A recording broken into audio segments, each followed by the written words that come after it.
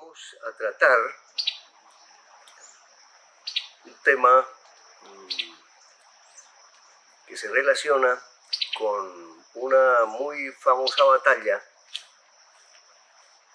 la batalla de Cachirí, en el departamento de Santander, el actual departamento de Santander del Sur.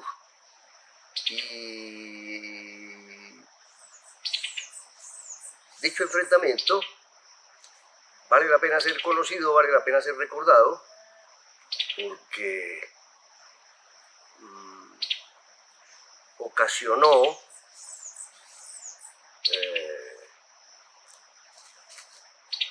la caída de la iniciática República de Colombia.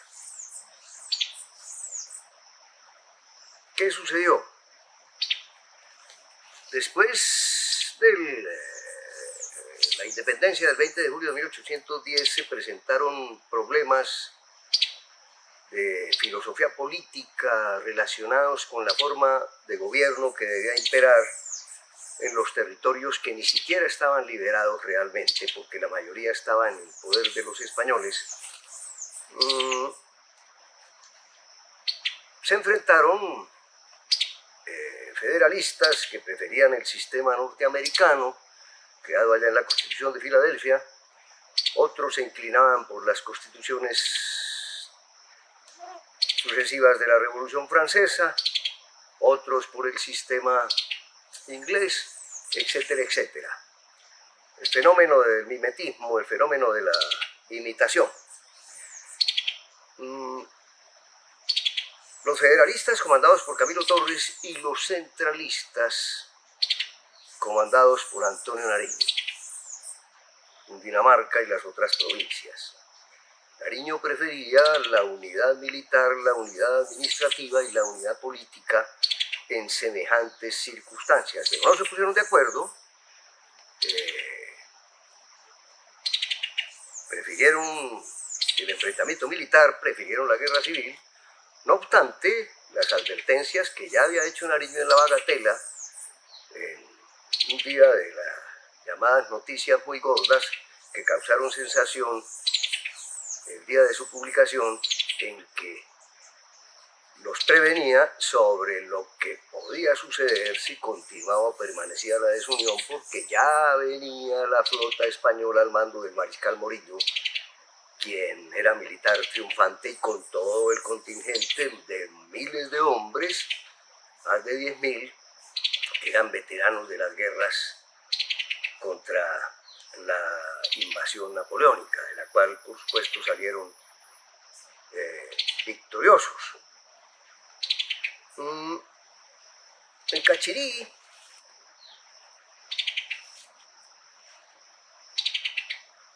se presentaron realmente dos batallas. Una primera, el 8 de febrero de 1816, y una segunda, el descalabro, el desastre, la masacre, que fue la principal, la del domingo 21 de febrero y el lunes 22 de febrero de 1816.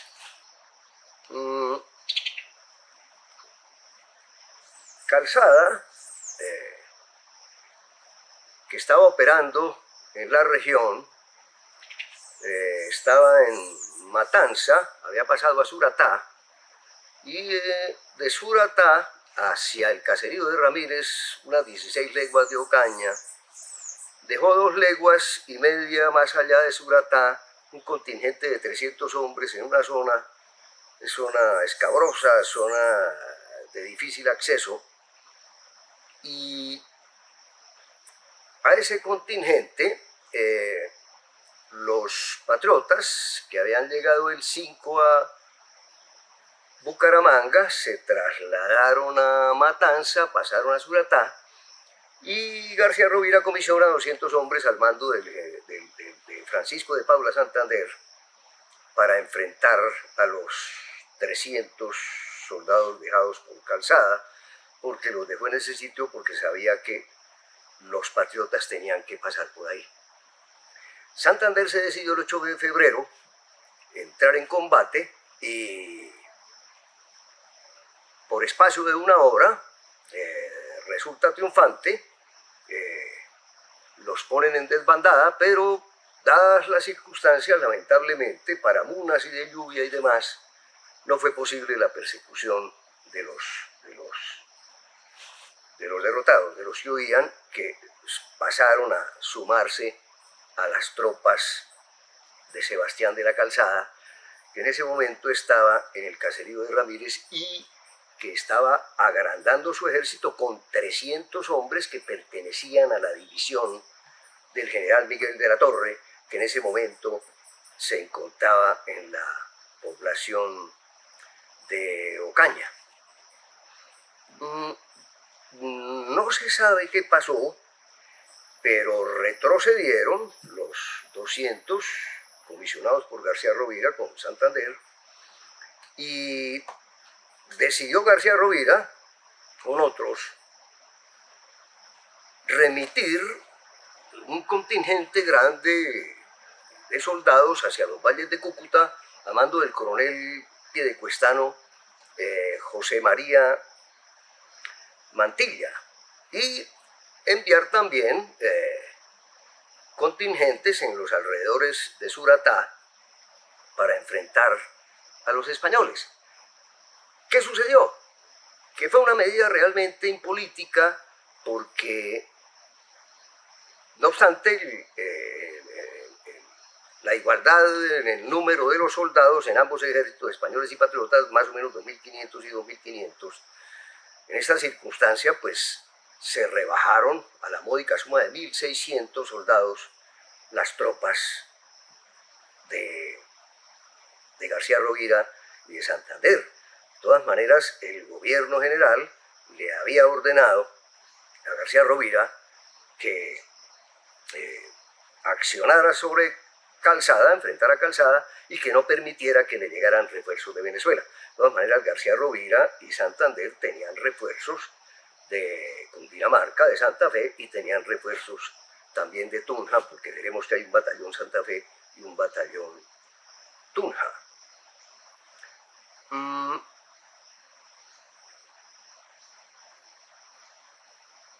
Otro problema que no se entiende fue la inacción de García Rovira de Santander, que se demoraron desde el 10 de febrero de 1816 hasta el 21 de febrero en la población de Suratá en inactividad.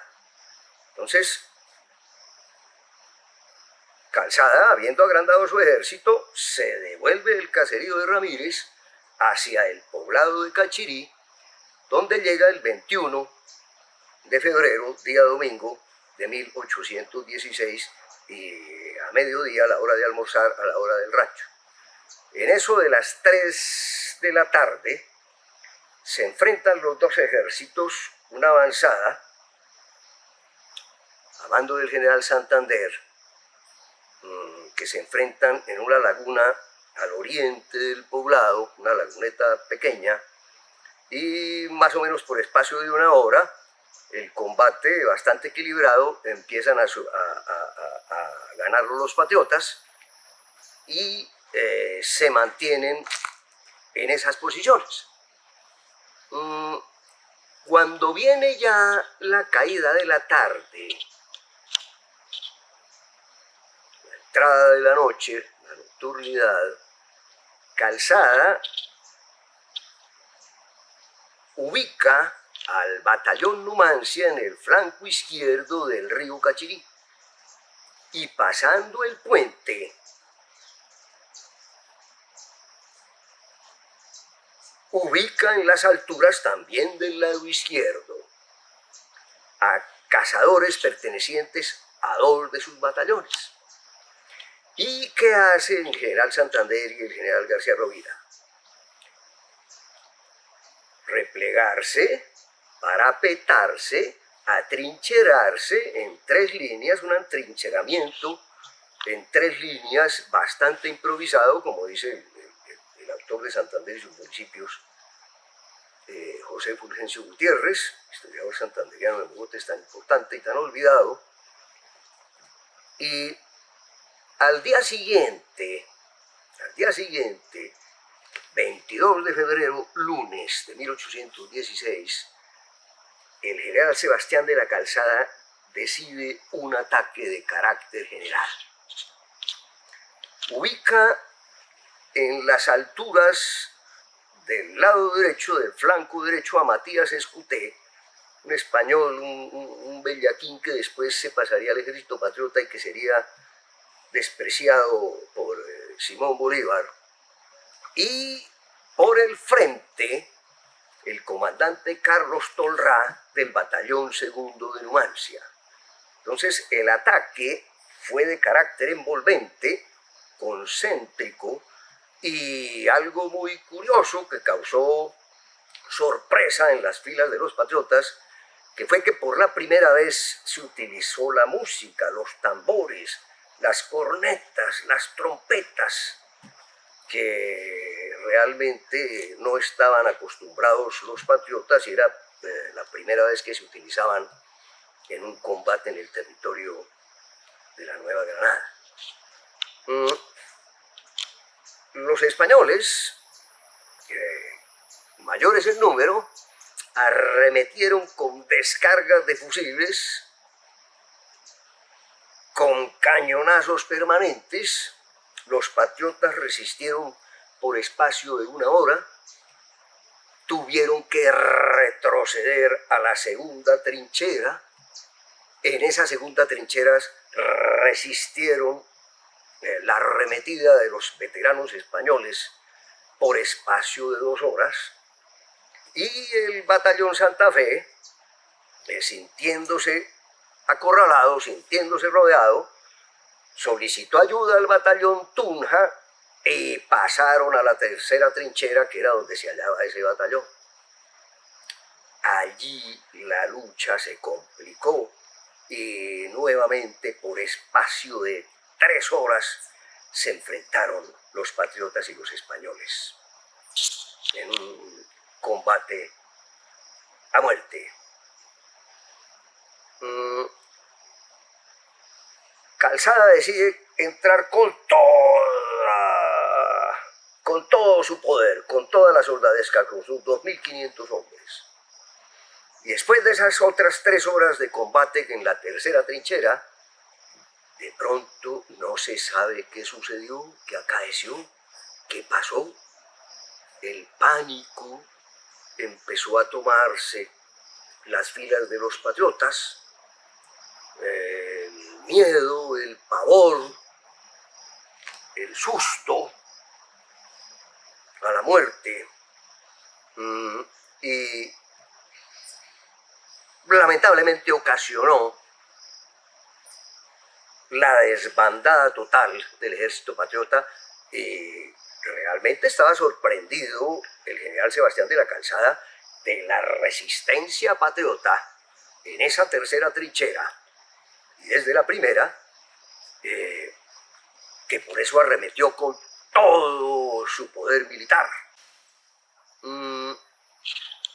Ante el incontenible pánico, como dice José Fulgencio, y la desbandada, pues empezó una carnicería y misericordia de carácter brutal, una masacre que repletó de cadáveres las orillas de lado y lado del río Cachirí, que fue el exterminio total. Solamente se salvaron Santander, García Rovira, 20 oficiales y 30 jinetes. Los demás, los soldados del batallón Socorro, fueron pereciendo, fueron asesinados en el camino que va de Suratá hacia Matanza. Fue la debacle total. La debacle total. ¿Qué sucedió? Pues los soldados españoles eran veteranos de las guerras contra Napoleón. Rango militar, academia militar. Conocían la estrategia, la planeación. Militares de profesión, entrenados. Los nuestros no. Bisoños. con poco entrenamiento, con fusiles de baja calidad, con lanzas, en inferioridad de condiciones, no obstante, y además el haber remitido a José María Mantilla a los valles de Cúcuta en momentos tan necesarios para el ejército. Entonces, esa desbandada llegaron a Puente Nacional. De Puente Nacional se encontraron con el general Serviés, pasaron a Chiquinquirá, donde recogieron la imagen de la Virgen, que la llevaron para tratar de reanimar lo que no habían hecho para el entrenamiento de los militares para enfrentar a semejantes soldados españoles. Llevaron la Virgen para animar a un pueblo eminentemente católico, en este caso también como el español, y la dejaron en la cabulla de Cáqueza. En el Socorro encontraron 300 hombres que los acompañarían después.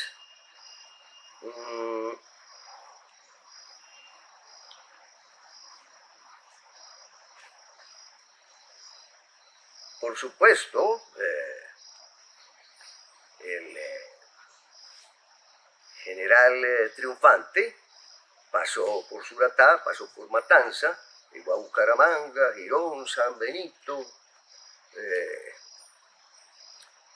y ya para el mes de mayo llegó Pablo Morillo tranquilamente a Santa Fe de Bogotá, muy homenajeado por las élites en todas las poblaciones por donde pasaba. Se fastidió totalmente con el Calzada y con el general Latorre porque trataron con generosidad a la población, porque recibieron obsequios, regalos, porque se dejaron invitar, porque no introdujeron en las cárceles a los acusados de rebelión, a los que participaban en la revolución, y al uno lo mandó a los llanos de San Martín a perseguir a Serviés como castigo, no obstante que lo ascendió a brigadier, al general Miguel de la Torre, y a Sebastián de la Calzada en castigo lo remitió a los valles de Cúcuta. También, cosa no extraña en los españoles de la época, dejó sin piso legal el indulto que generosamente había impartido el general Miguel de la Torre en Zipaquirá.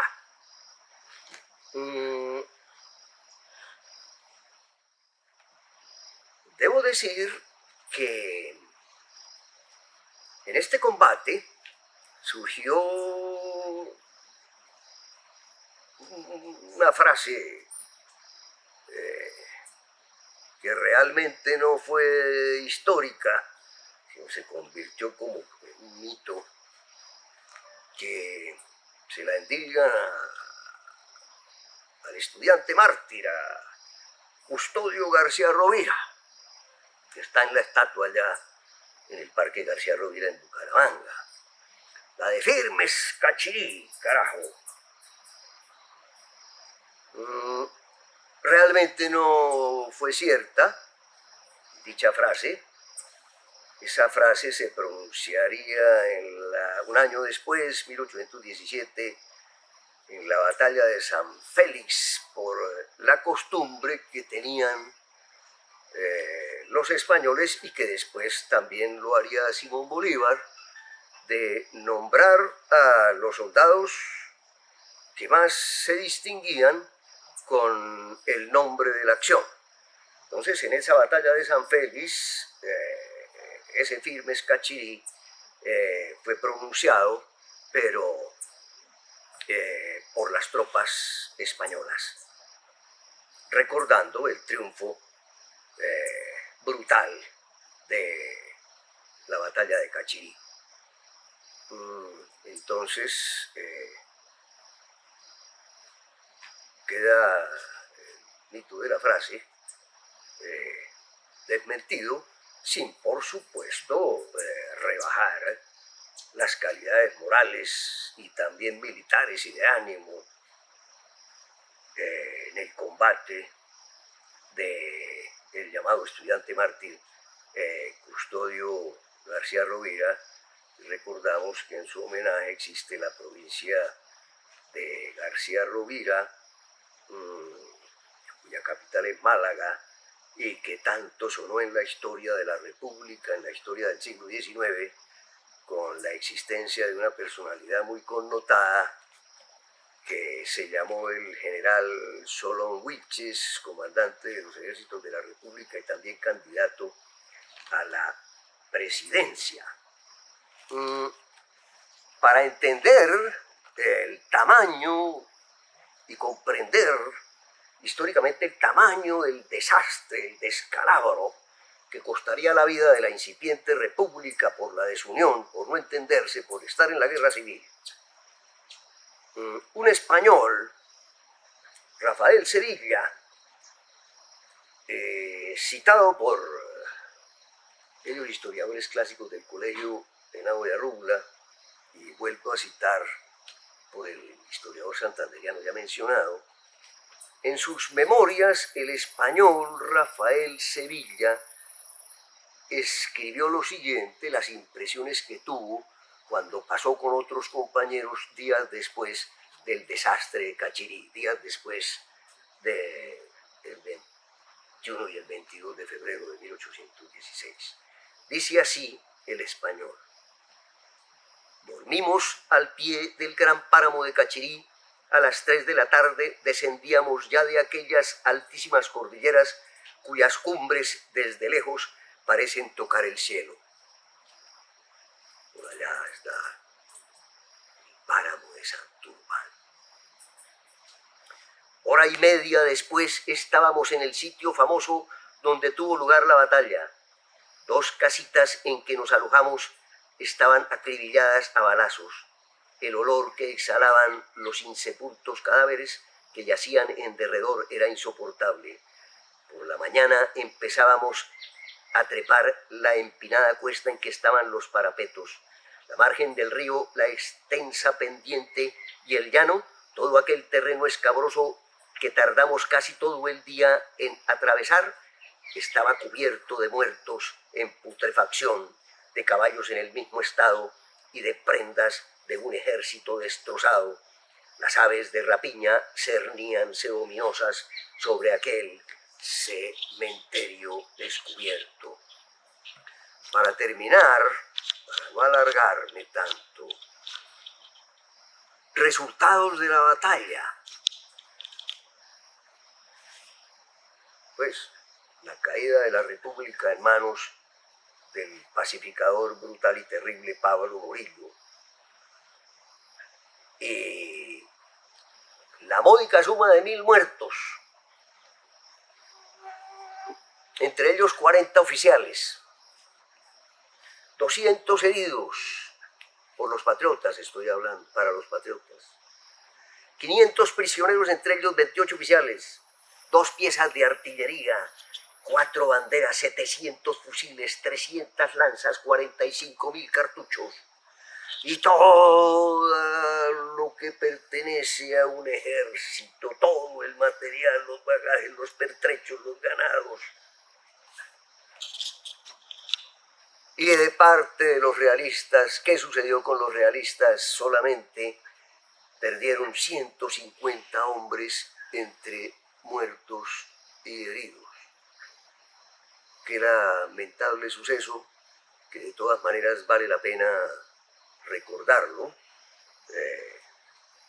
Acaba de pasar, en el mes entrante se cumple otro aniversario, y vale la pena recordar, para terminar, el mensaje último de Simón Bolívar en la hora de la muerte, la última proclama, y que figura en el monumento a los héroes en la capital de la República de Colombia, Bogotá. para salvar a Colombia, si mi muerte contribuye para que cesen los partidos y se consolide la unión, yo bajaré tranquilo al sepulcro. Que queden como ejemplo para la historia el desastre del Pienta, que salvó en buena parte el triunfo de Boyacá que liberó Colombia, y este desastre brutal y terrible de la batalla de Cachirí, que perdió por un tiempo la incipiente República de Colombia, que sería libertada con muchos de los santanderianos que se fueron a los llanos con el general Santander, como cuenta Florentino González en sus memorias, para 3 años después, Simón Bolívar, Santander y Páez y los demás, desde la aldea de 70, en Venezuela, pasar Tamepore, Arauca, subir al páramo de Pisba y sorprender a los españoles en el pantano de Vargas y en la batalla de Boyacá que libertó Colombia. Muchas gracias.